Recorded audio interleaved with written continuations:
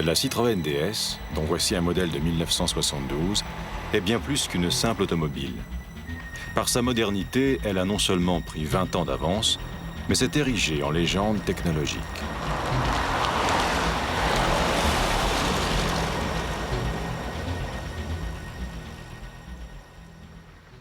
La marque au chevron disposait d'une image de créativité et d'innovation acquise du temps d'André Citroën. Ayant bien choisi ses collaborateurs, l'esprit du patron agira bien au-delà de sa disparition et deviendra l'âme de l'entreprise. C'est à l'âge de 41 ans que André Citroën se lance dans la fabrication d'automobiles sous son nom propre.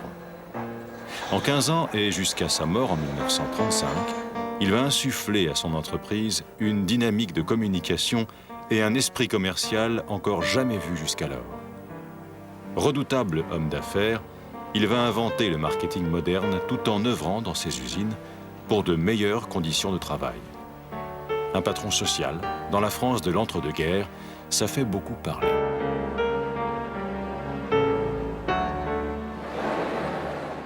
André Citroën a donc débuté avant-guerre en rachetant une licence de fabrication d'engrenages à chevron. À l'entrée en conflit de la France en 1914, il installe des usines au quai de Javel, au sud-ouest de Paris, pour y fabriquer des obus et du matériel d'artillerie.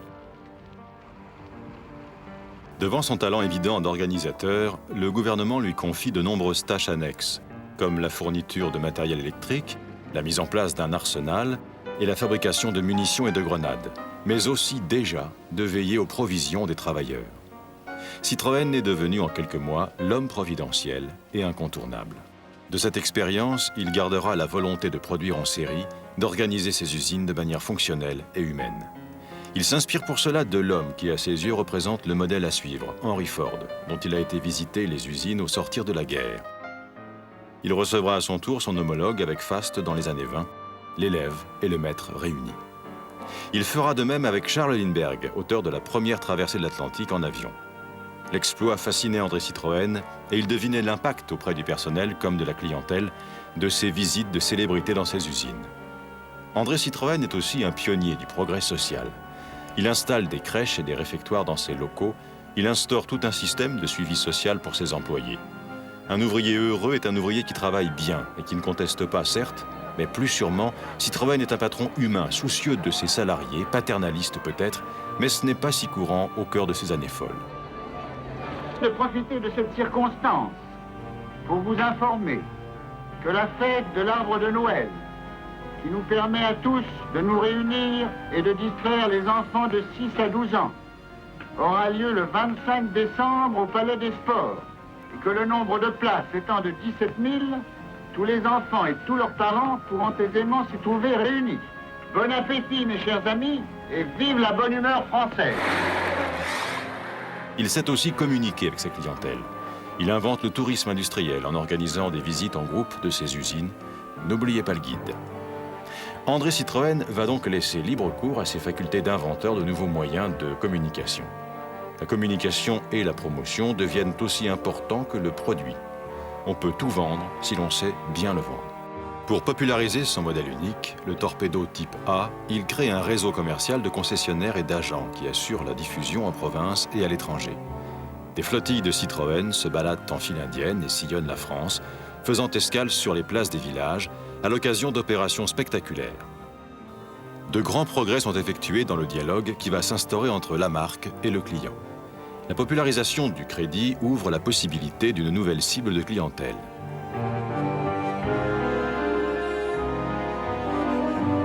André Citroën inonde la France de panneaux de signalisation et de direction ornés de chevrons. Citroën n'oublie pas ceux qui ne peuvent s'offrir la voiture de leurs rêves. La communication passe aussi par la libre circulation des personnes, d'où la création des transports Citroën qui ouvrent la porte des régions à l'échelle du pays. Frapper les esprits, les amuser, les émouvoir, cela passe aussi par les célébrités que Citroën honore lors des banquets fastueux qu'il organise.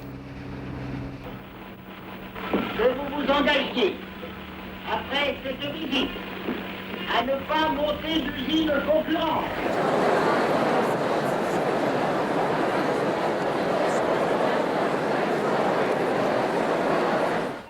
L'amour et ma vie, parle toujours, mon âme est ravie, à l'amour je jurerai, poussez, oui je préfère encore la belle voiture Citroën avec son confort, plaisir d'amour, tu appelles on oublie la Citroën dure toute la vie.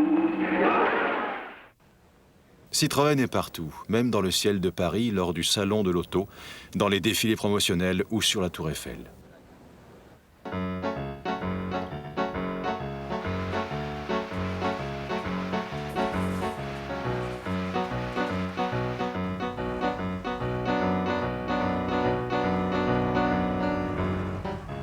Et pour être sûr de frapper les esprits, André Citroën prend en charge sa future clientèle dès le berceau. Les premiers mots qu'un enfant doit savoir dire sont papa, maman et Citroën, déclare le patron. Alors il invente les jouets à son nom, dont plus de 150 000 miniatures seront produites rien qu'en 1923.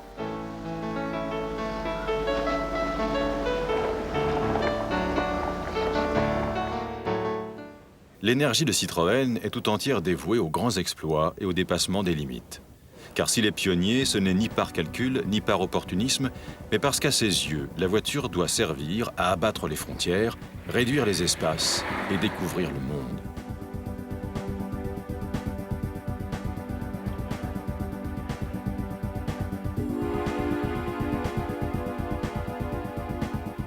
Le 17 décembre 1922, une armada de torpédos type A modifiés partent à l'assaut de l'Afrique. Le but, rallier l'Afrique centrale en traversant le Sahara du nord au sud. C'est l'exploit, d'autant que le patron ne rate pas une occasion de mobiliser la presse pour relayer l'information. Devant le succès de l'expédition en Afrique, la croisière noire rempile avec des autos à chenilles et rejoint Madagascar. C'est un nouveau succès qui incitera André Citroën à se lancer dans l'aventure magistrale de la croisière jaune, quelques années plus tard, de Paris à Pékin.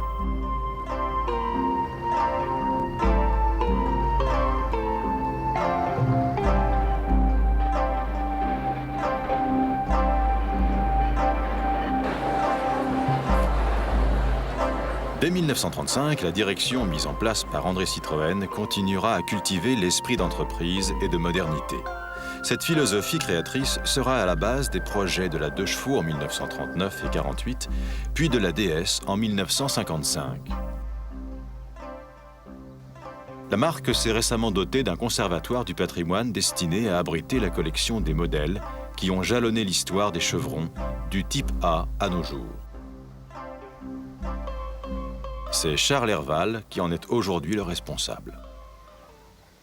Le bâtiment dans lequel j'ai le plaisir de vous accueillir aujourd'hui est un bâtiment qui a été terminé en septembre 2000. Sa fonction principale est de permettre le rassemblement de l'ensemble des objets liés à l'histoire de l'entreprise automobile Citroën. C'est un lieu de conservation qui, à ce jour, nous permet, du côté des voitures, entre 350 et 400 objets. Je dis objets parce qu'on parle à la fois de véhicules roulants, je parle aussi de prototypes, je parle de maquettes, je parle de concept cars. C'est pour ça que j'appelle ça des objets.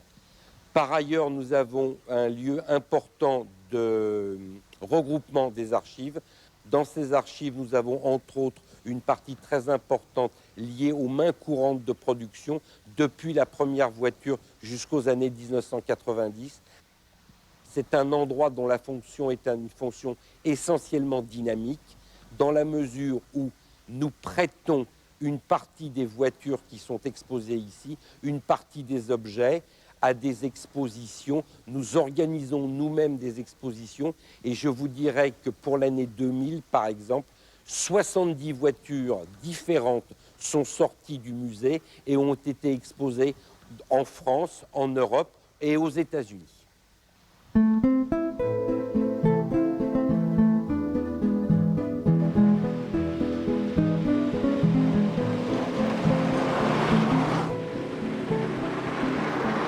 Peu après le lancement de l'attraction et la disparition d'André Citroën durant l'été 1935, Le nouveau directeur, Pierre Boulanger, prend en charge la société pour le compte de Michelin. Sa première idée, diversifier les produits et créer des automobiles accessibles au grand public. En 1936 démarre un projet appelé TPV, ou très petite voiture. L'idée est de fabriquer une voiture légère en aluminium, mais la guerre mondiale est sur le point d'éclater. La 2 chevaux aura finalement une naissance plutôt tourmentée.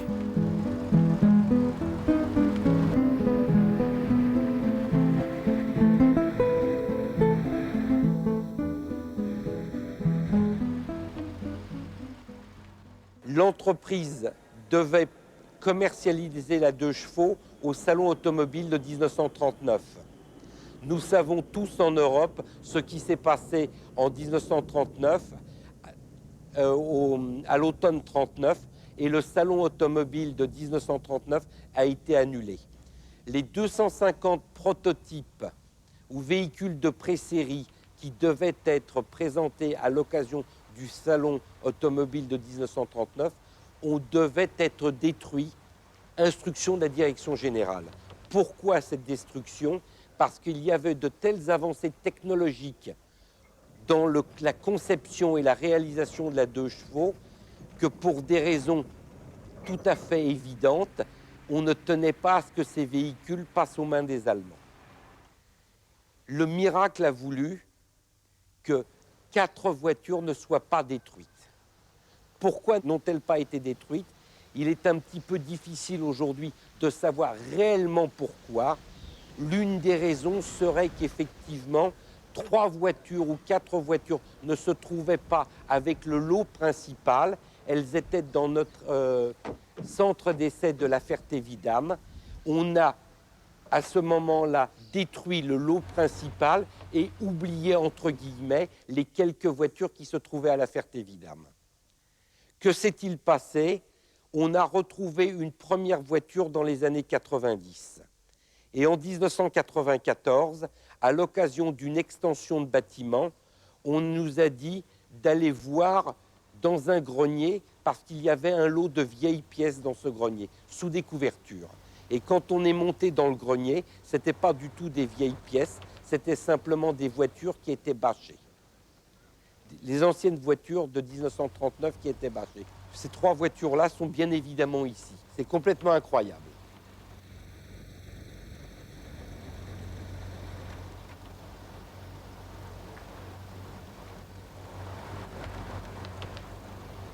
À Paris, le 35e salon de l'automobile a été inauguré par M. Vincent Auriol.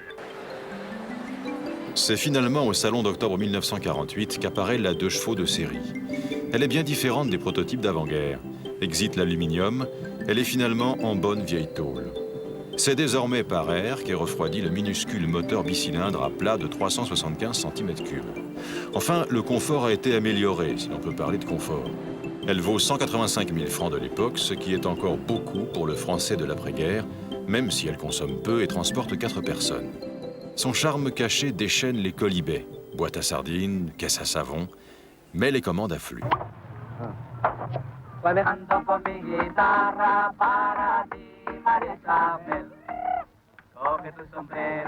En quelques années, la 2 chevaux va devenir l'indispensable bête à tout faire, d'abord en milieu rural, puis dans les années 60, elle part à la conquête des villes et de la jeunesse. Infatigable, increvable, elle va permettre à de nombreux aventuriers de faire le tour du monde. Bref, de laborieuse, la Deutsch est devenue baroudeuse, puis mondaine.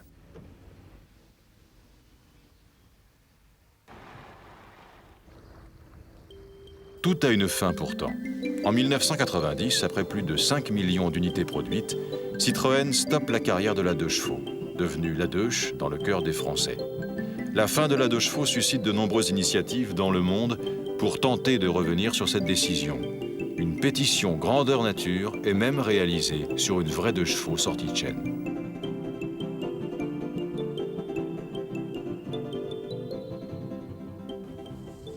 L'impact de la DS sera à l'échelle de celui de la 2 chevaux. La traction, enfin remise de ses ennuis de jeunesse, remporte un succès mérité, mais il faut déjà penser à l'avenir et à son remplacement. Pierre Boulanger, le nouveau patron, est persuadé que la future voiture devra viser large et frapper fort. Ce sera donc une voiture de grande diffusion, d'où le nom de code VGD. Pierre Boulanger aura été visionnaire, car la DS, plus encore que la traction et la 2 chevaux, va révolutionner l'histoire automobile.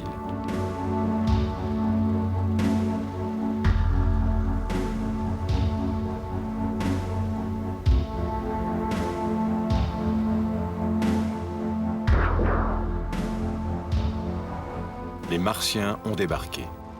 C'est à peu près ce que les premiers visiteurs du Salon d'octobre 1955 ont dû penser en découvrant la nouvelle Citroën. Ce fut d'abord le silence de la surprise, puis le brouhaha de l'enthousiasme. Mais le pari du modernisme a fonctionné plus qu'espéré.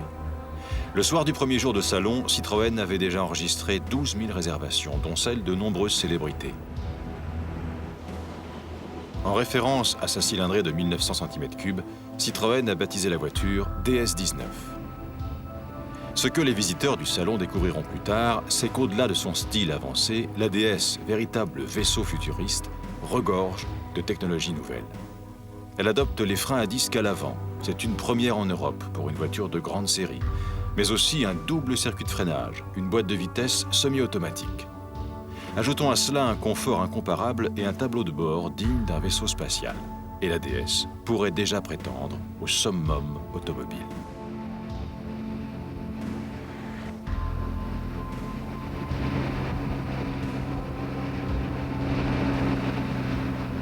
Je vous donne le descriptif du tableau de bord de cette voiture, le mode d'emploi, comment s'en servir et comment la mettre en route.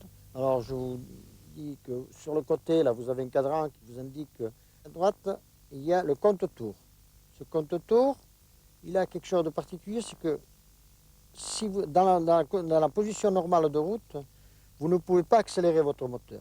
Or, vous avez une petite commande qui est dessous du volant, et vous débrayez votre moteur, vous pouvez accélérer et voir le compte-tours, voir si le moteur donne bien, si vous avez, les fonctions du moteur vont bien. Ensuite, vous remettez bien entendu votre bouton en position normale, autrement votre voiture ne peut pas être mise en route.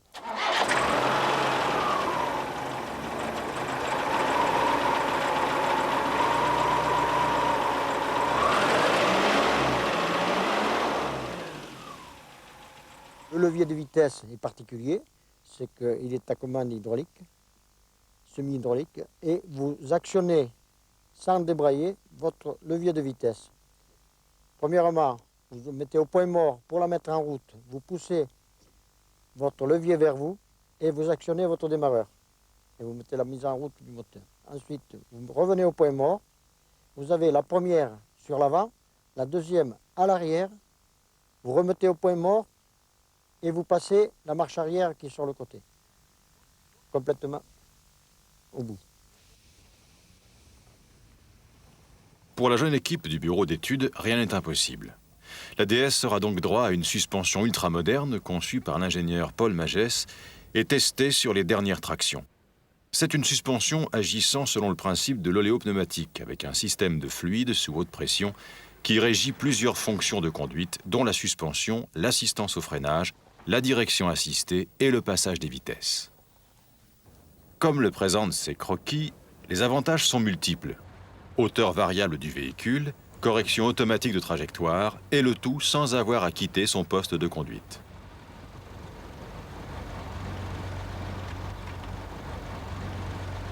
Tout à fait en bas, vous avez la commande de frein de parking, que vous l'actionnez avec votre pied, vous appuyez à fond et votre voiture est immobilisée.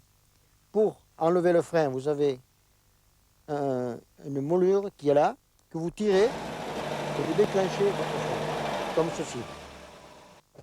Attendez. Voilà, le bruit. À côté, plus bas, c'est la position de la voiture. Je change de position. Ça, c'est la position normale de la voiture sur route. Si vous avez des problèmes de chaussée, que vous avez la route qui est cahoteuse, tout ça, vous pouvez relever votre voiture, ce qui l'empêche de toucher le dessous. Mais vous avez deux positions. Et ensuite, vous en avez une qui est au maximum, c'est celle que je vous disais, pour au cas de changement de roue. Le bras de suspension relie chaque roue à la plateforme de base. Le liquide de suspension est comprimé par un piston et le volume de gaz varie alors que sa masse reste stable.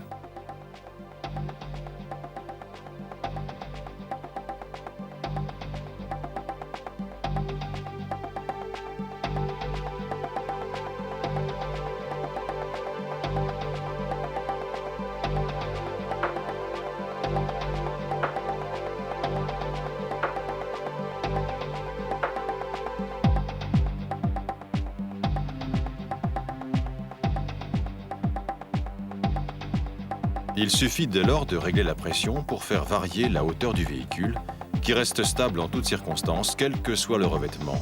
Le confort reste d'actualité. Tout au long de la carrière de la DS, le service de marketing veillera à expliquer les vertus de la suspension par des dessins humoristiques, destinés à entretenir l'image d'avant-garde de la voiture.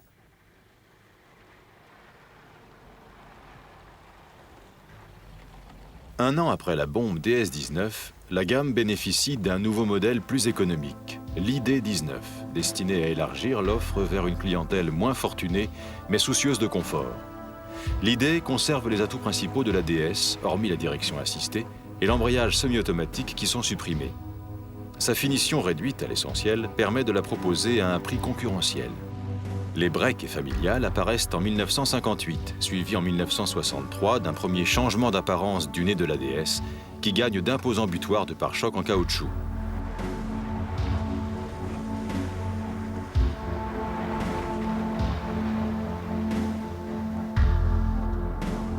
La DS file désormais à 160 km/h sur autoroute.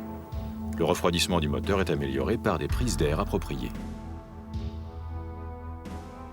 En 1965, à l'occasion de l'augmentation de cylindrée du moteur 2,1 litres, la DS-19 devient DS-21. 10 ans après son lancement, la DS caracole en tête des ventes de haut de gamme. Mais les ingénieurs, conscients de la nécessité de lui conserver son avance sur les autres marques, ne vont pas hésiter à la moderniser à nouveau. Les suspensions sont encore améliorées par l'adoption d'un liquide plus fiable et moins variable dans le temps. Et ce n'est pas fini. En 1969, la DS-21 est proposée avec l'injection directe. C'est la première voiture de grande série à intégrer cette technologie. Elle file désormais à 188 km/h et ne s'arrêtera pas là.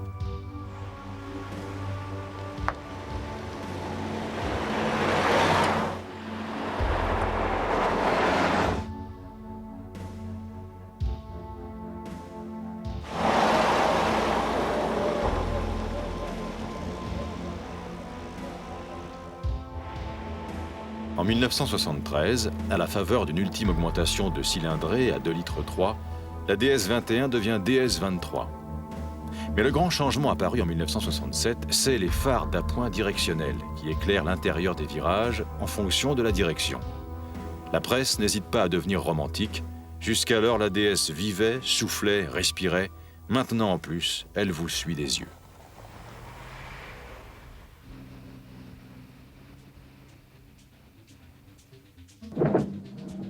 Les qualités de confort et de tenue de route des ID et DS leur ouvrit toutes larges les voies de la compétition. Premier coup d'éclat, la DS-19 remporte le rallye de Monte-Carlo en 1959. René Cotton, le directeur du futur service de compétition de la marque, va mener la DS à la victoire durant plus de 10 ans, grâce au choix de pilotes chevronnés qui remporteront tour à tour les Lyon-Charbonnières, le Tour de Corse, puis, dans les années 70, les grands rallyes internationaux Londres-Sydney et Wembley-Mexico, ou le rallye du Bandama en Afrique.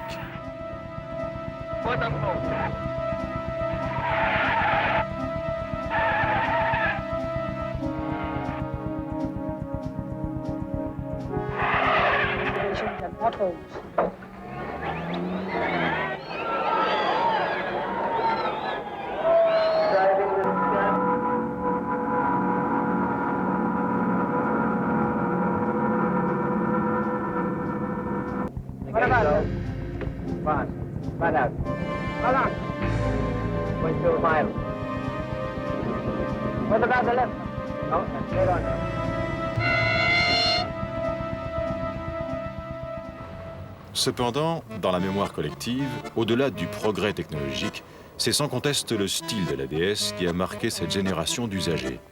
Il est dû au crayon visionnaire de l'italien Flaminio Bertoni, également excellent sculpteur.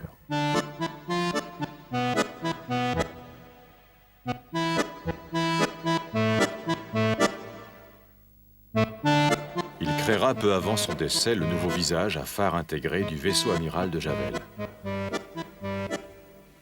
Modèle de haut de gamme et de confort, la DS se surclasse par rapport à sa concurrence directe.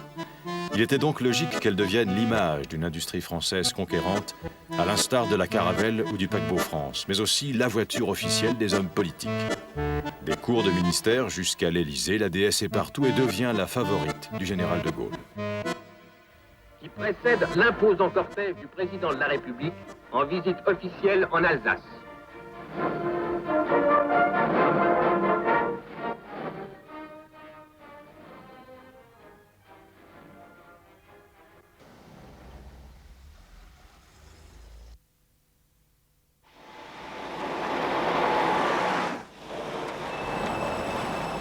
Tout cependant a une fin. En 1975, après 20 ans de carrière, la dernière DS quitte les chaînes. Pour la DS, ce n'est pas la retraite, juste le début d'une seconde carrière de diva auprès des collectionneurs. On se retourne toujours aujourd'hui au passage d'une DS. Sacrée légende.